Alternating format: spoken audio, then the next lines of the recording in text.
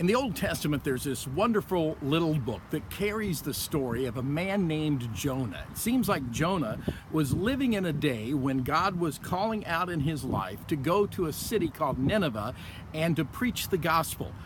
Jonah said, I don't want any part of that. I love the things of God, but I'm not sure I love right now the way that God is doing things, the way He's calling me to certain things. Now, how about you? Are there areas of your life, are there things of your life where you say, oh, I love the things of God. I love the mercy of God. I love the grace of God. I love His faithfulness to me. I love His patience with me. I love the work that He's doing in my life.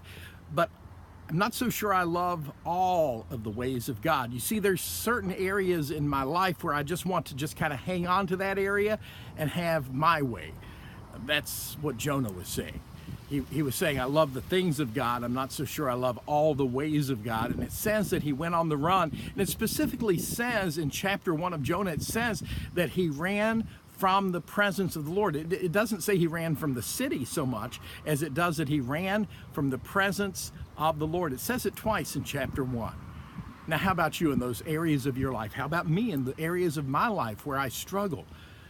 Am I saying to God, God, I love the things of you. I love your hand, but I'm not sure I love your way. I want us to consider today what happens to Jonah. Now, if you know the story of Jonah, you know that he does go on the run. You know he ends up on a ship. You know he ends up being tossed over the ship. And then he ends up in the water about to drown, and a great fish swallows him up. Let me share with you what that great fish represents. That great fish represents the grace of God. Jonah ran away from the presence of God, but he could not run from the grace of God, and he ended up running right in to the grace of God. And God calls out to him a second time and says, Jonah, here's what I want you to do. God's not going to give up on His word. He's not going to give up on His ways. He's going to keep calling you to that until you run into your own great fish. And maybe some of you are in that great fish right now, or you feel like you've been swallowed up. Hear the voice of the Lord today. Here's my grace.